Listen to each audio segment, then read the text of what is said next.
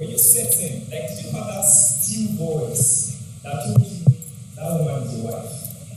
Like, oftentimes you hear that, maybe I saw her, something told me in my spirit, that is my wife. So there's something there. No. Let me just start that way, because, when you see someone, first thing you probably develop, especially when it results to marriage, is you probably just find something interesting about the person. There's nothing like something just struck me and said, that is your wife. What if she's even getting married next week? You understand? So the first time I saw her, it was just a hello, hi, nothing more. Like I was in a relationship before, but by the time I saw her, I was no more in a relationship. And in fact, after my relationship, I used to tell her, after that relationship I had, I vowed that I was not going to go into any relationship again because of the experiences I had. So when I saw her, I met her in school. But while in school, we don't talk. And she probably knew me more because I was the president and choir leader of the school. You understand? So we don't talk. So when I saw it, there was nothing like she's the one. Guys, you did not even remember my name. Yes, so I can't even. So there's nothing like she's the one. There was nothing like that. It was. I don't know if you want me to now move it to when she now became the one. Okay, let's wait. All right. Because we are very expressive guests now. Like, that's not scared to tell us about the details. So I'm sure the more details are actually coming. So this is for you. This is Soyemis. Okay. I hope I'm getting your pronunciation. Soyemis. That's fine. Soyemis, right? Okay, that's good. So prior to when he finally made the advance towards you and told you, you're my spec, I like you. Did you notice him prior to then? I'm not saying did you see him, you probably might have seen him, but did you notice him like, this is not a good looking brother, who's that hardworking man? Hardworking, I wouldn't even have known if he was hardworking because like I said, everybody was in school. Like, in school, everybody is literally the same thing. You just want to pass and all of that. But I don't know why, don't say anything. The question of notice is very funny because I think I would say yes, but maybe it's not in the way you thought. And so, he said he was choir leader. So we went to Babcock University, we're assigned to chapels. So he was the one in our chapel. I think why I noticed him was because there was a day, singing and all of that. Somebody made a mistake on the stage and said, we now invite the choirs. And you don't call chorister or choir. So the person said, we now invite the choirs. And then the whole church was laughing. And it was obvious that the person that said that felt really bad. Like, I didn't know that. I made that mistake. And then the choir now came on stage. And somebody else now joined in. Like, another choir leader now mocked that person. Like, hey, yeah. I can't remember what the person said, but I was pissed. Like, okay, this person has made a mistake. Which one is now you emphasizing on it? And then I think he now came up and now said something that kind of made the other person that made the mistake feel better. I can't remember what he said, but I just felt like, okay, this is a human being, and that was it. So I think that was the day that, that was the first time that I noticed him because of what he did. But again, like he said, we barely spoke at all after that time. We actually never spoke, actually. Okay. We never actually spoke. I like the content that shared. It's very raw and practical and everything. Sandra. There's any morals I could actually get from what they said. They might not be watching, but keep doing your thing. Did you catch it? They might act, I think every Facebook, they might act like they're not watching, but keep doing your thing. Just be real. Just be yourself. You don't know what's going to happen. Exactly. So, thank you so much. So, the next question is to you, English speaker. Okay. Oftentimes, we hear things like, someone told me recently, because I tried to be married, and my finances is not as much as I would love to be. The money I have is my money, and maybe it's not just money. It's not money to take care of your family. Okay. Then he made a very interesting statement. He said, don't you know that the person in marriage, even if you don't fall into the finances, and I was like, that is a huge risk. But then let us ask, I'm not going to be married before, let us ask for those that have been there. How was your finances like? anytime I remember like this, in fact, you know, I'm someone that before I got married, I'm always so scared for marriage when it comes to marriage, because marriage comes with responsibilities. You know, you are living with your parents, probably the only thing you pay for is when you want to buy snacks. They are still giving you food. And you now know that when you get married, you are not only going to be feeding yourself, you feed yourself, feed your spouse, you now have children, you now pay school fee, then you now pay house rent. Now, my finances then, I will tell you what it was then, but I will not tell you what it is now. Yes, let's say it that way. So then, we used to ask ourselves, if we pay rent 1 year, are we going to drink Gary to the rest of the year? So my finances then was nothing, because you know the economy, the way the economy was then, 2018, it was even better. Then Titus chicken used to be 700, 1 kilo. Now 1 kilo is 4,000 plus. So then it was, I think we were both earning, everything we were earning then was 120. Everything. And the house wanted to get them was 350K. And we're earning 150K. 120K. So it got to a point where we're saying that maybe we'll save 1 month, 2 months, 3 months, 4 months, we'll not eat. And we'll pay for rent. At least we have something to cover us. You know, if you ask me, as a man, finances and marriage, if you are not financially stable, there is no business with marriage. Because one thing is that you have to avoid the fact that you will not put somebody in your house and you now start suffering together. You can suffer alone. No. Even that penny I was earning then, ask my wife, I saved, in fact, let me not mention the amount I saved, but when she found out I saved this money, she was blown.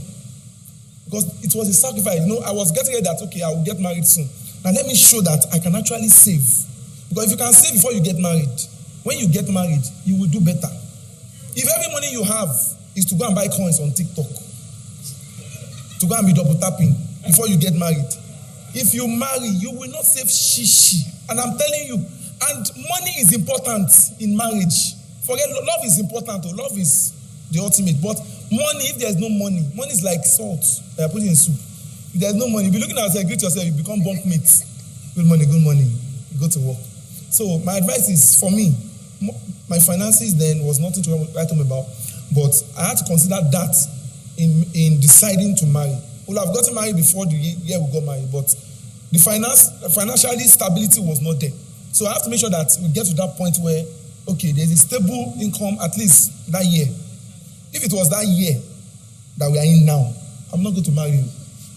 What will 120 do in house rent of almost 1 million now? Sure, you understand. So, except they will give me a place to be sleeping up there. And I'm carrying this one. And I wanted to, you talk about the person saying that there's blessing in marriage. And I know that, well, if I start, I may say something. Yes, so we're earning 120K together, but I feel like if you're going to go into marriage, maybe the money is not plenty. You guys must first, like, everybody should know that this is what we're entering, no? And not force you, like, we are in this state, and that's our statement, we're in this together.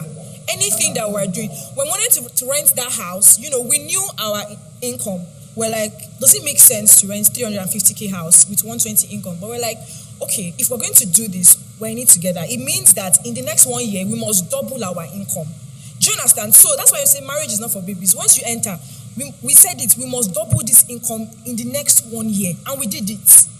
Do you understand? So even if, because yes, you will not be Dangote by the time you marry, except your parents, you know, have the money to give you at the beginning. But you can start small, but know that you cannot remain small, which is something that we've done. Every year, we tell ourselves, we're doubling it, we're tripling it, and that's what we keep doing. Yeah. So even if you go into it, be ready to do the work. If not, you suffer. Let me just finish it.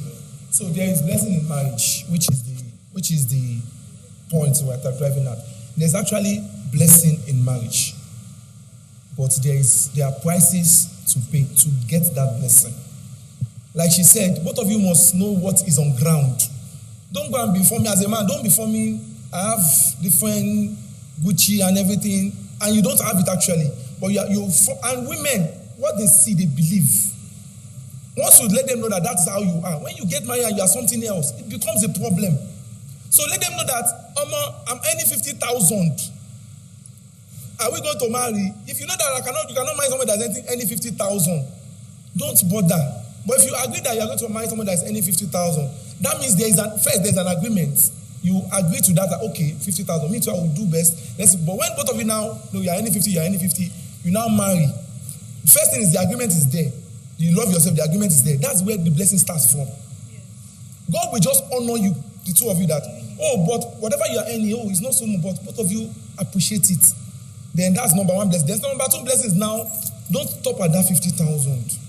Help yourself. Help her. Help him. How can we increase your 50,000 to 100,000? How can we? You understand? That's where the thing comes. Once there is agreement and you work together, the blessing within 3-4 months, everything just tripled. And that's how we are. Every year we review it again. The one that has tripled by December, we talk about we now have triple, but next year can we make it another triple? Then you now start working again. So when one person is working, one person is not doing well, you will encourage yourself because you love yourself. Don't worry, you did not get it this time. No worry, let's do it like this. You understand? So the agreement must be there for the blessing to start showing. Thank you so much. And please keep that next year as well. Because anything I will take out from what they said, in all of their statements, they said we.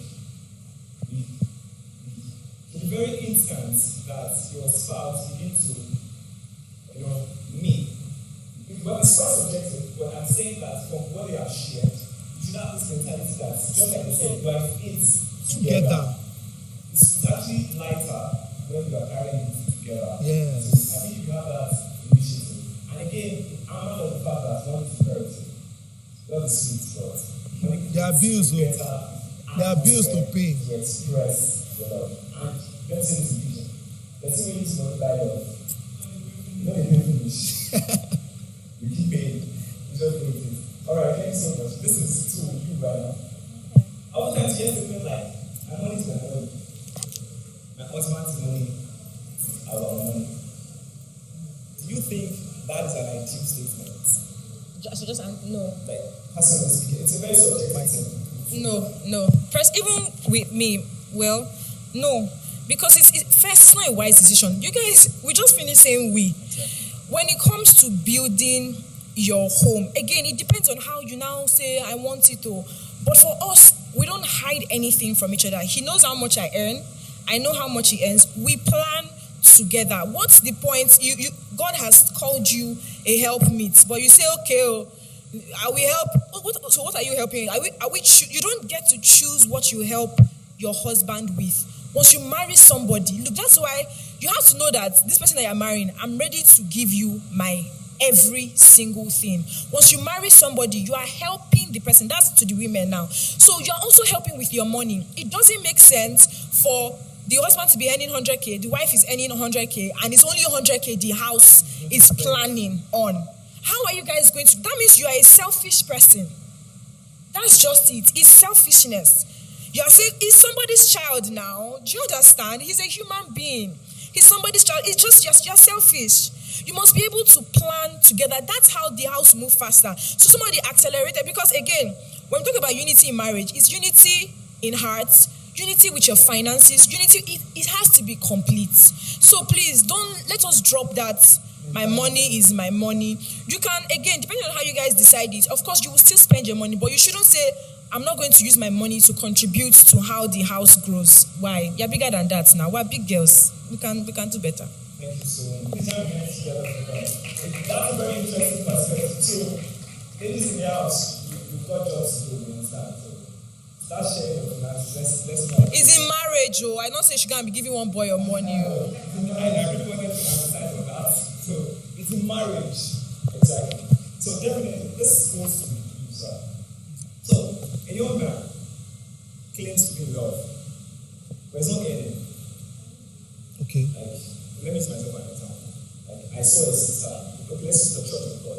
In the Church of God, we attend the same church, but I don't know, something inside of me doing something like, this is my woman. I really like her so much, but then I'm not earning anything. I'm hardworking. Okay. But it's not forthcoming, it's not showing. And I have gone ahead to make advance towards the lady, and she likes me also. Okay. But then she wants to get married. But you are not earning. I'm not like she's about maybe 28, 27 man. She wants to get married. She doesn't know about the finances yet. Okay. But it dress well, she feels you're okay. Okay. But then you go inside, you're not okay. So what would you advise? Like, does it have to calm down and go for money or borrow? Don't even try that one. Don't ever borrow to marry. If the marriage you are going to have is just your family member and another family member, maybe up to 10, it is still a marriage. The marriage is after that day. When you get home, you understand what marriage is. We are coming there. There was a time I ran away from the house. We are coming there. So,